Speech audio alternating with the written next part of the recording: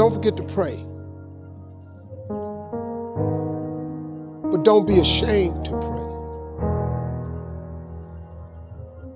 And don't be too proud to pray.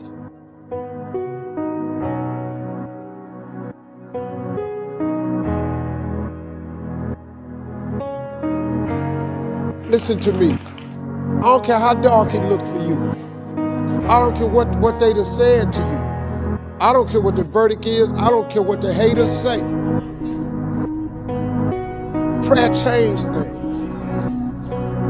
I'm talking to a girl that I grew up on a block, man, that it didn't breed success. A lot of people on our block ain't here no more, man. I grew up in a place, man, that was you had to be something else you come up out of there. Prayer changes things. I was told I would never be nothing. Prayer changes things. I flunked out of school. Prayer changes things.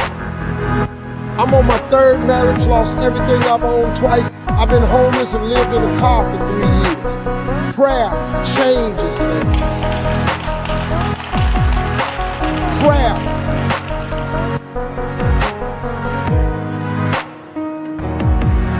The cool thing about prayer is the one thing that's available to everybody at any given time. Do you know that God ain't ever too busy for you? You know that God actually knows who you are? Do you know that God actually created you to converse with him?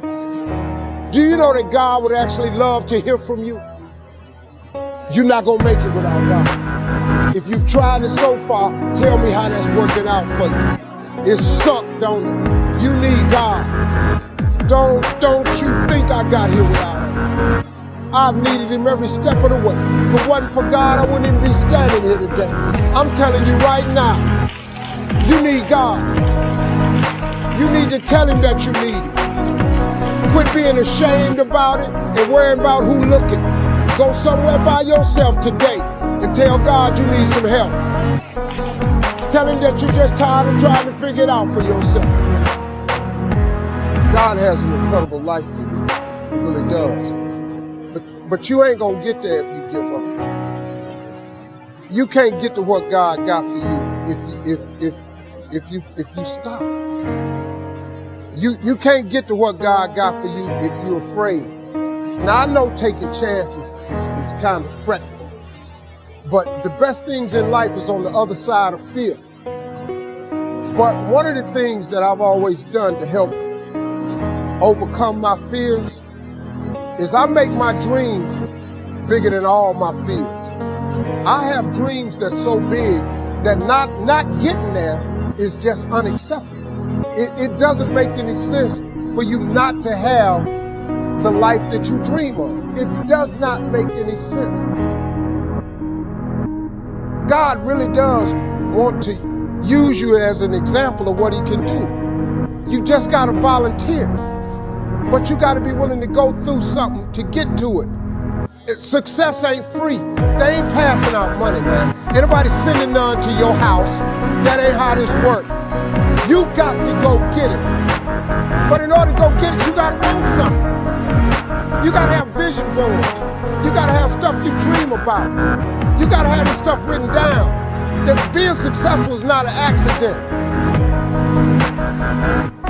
Hey man, stop thinking, man, that your life is over because you're a certain age. Who are you to determine? You know what I can't stand when I hear Christians say, well, I guess it was the Lord's will. If it was the Lord's will, I would have had some money by now. No, you can't dump that on God. God's will is that you prosper. That's his will. Now the fact that you done made some adverse decisions to stop your prosperity train from happening, don't dump that on him. God comes to give you life and give you life more abundantly. That's what he say. Well, then the question is, where your abundant at? You're going down to church, you're memorizing all these scriptures. Why don't you apply some of them? He come to give you life and give you life more abundantly. God got a great life for you, man, but you got to want something. You got to want it, you got to write it down. Most people don't have what they want in life because it ain't written down nowhere.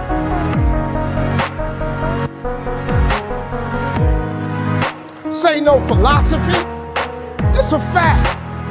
What you waiting on? Write it down. Put some faith on it. And then get ready to go to work.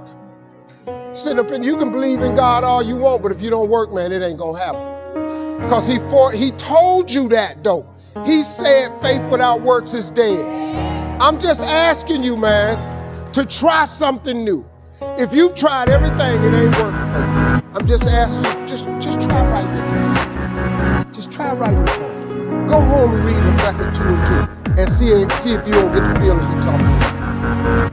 After you write it down, I want you to put some faith in it. When you put some faith on it, I want you to work for it. I want you to believe in your heart that you will have it. Now, you might not want this life. You might not want what it takes to get here. But if you want this life, you got to put in your work. You got to put it in. You got to stay prayerful. You got to never give up. You got to talk to God every day. Now, if that ain't what you want to do, then good luck. You keep doing what you've been doing, you're going to keep getting what you've been doing. All I ever asked God for was to let me eat. Let me sit at the table with the big boys. Take me from this homelessness that I'm in and fill my coffers with spoils. You know how much I have today? I have more than I ever thought I'd ever have. I got more. God done gave me more than I asked for because he got this thing he has called grace.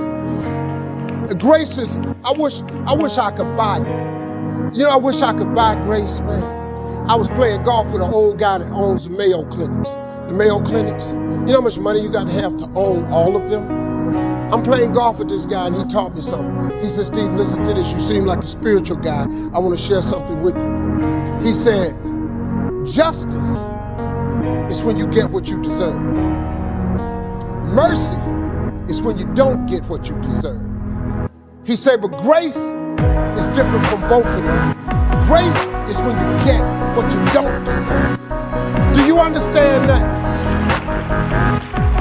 God has this thing that he passes out called grace. You ever heard old people say, all I want is a little more grace? Because guess what? He passes it out and he gives you things you don't deserve. I do not deserve this life I have. I'm just telling you flat out. The money I make, where I live, what I drive, how I travel, how I vacation, I don't deserve it. I work really hard, but I really don't deserve all of this. I don't. I'm telling you flat out, I don't deserve it. But he gave me grace. He let me survive homelessness. He brought me from dark. I've been out. Y'all don't know. I've been in it. I'm so grateful that God let me have this life he gave me that I don't even know what to do. Do you know when I was homeless, I told God every day, if you let me make it, when I get there, I'm going to tell everybody it was you. Well, guess what? I'm telling you that it was him. I have no education. I ain't got a degree of any kind. What you see today is a boy that come out the bottom who believed in him when it wasn't no sign of me getting over. Who kept doing this thing that his mother taught me. She said, when it get dark for you and you can't find your way, and boy, I was lost. She said, don't forget to pray. Don't be ashamed to pray. And don't ever be too proud to pray, because prayer changes things. You have got to pray. You know what you ought to get? You ought to create your relationship with God. Because if you do that, he gonna put some grace on you. And he gonna give you some things you don't deserve. Then you won't need no education.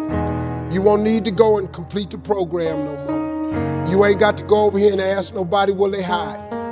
God takes you to places that you never ever thought you go. I never saw myself here, but that God I serve, he saw me here and he put me here. And all I'm doing right now is telling you that with God you can make it. I don't know why he had you come to this show. I don't know why I'm telling it to you like this today. But if you ain't ever tried God, listen to me. You should try him. Because he's very available to you right now. He don't love me no more than he loves you. If God can pick me up, and you have no idea who you're really looking at. You don't know what I've done. If God can change me, he changed anybody in this room. God is good, man.